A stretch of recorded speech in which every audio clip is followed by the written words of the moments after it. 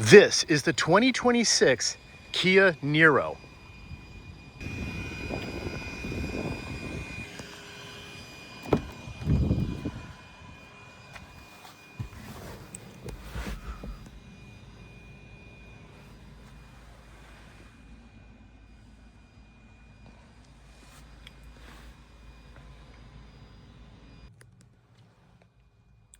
So my first impressions of this is that it's very simple inside, which makes sense for an economy car, but that it's still sharp looking.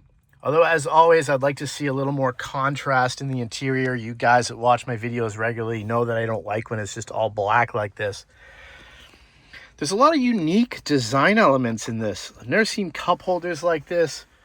The seat back is interesting. Look at that headrest. And then we have USB connection, and then the modern iPhone one. I believe an induction port too, not positive about that.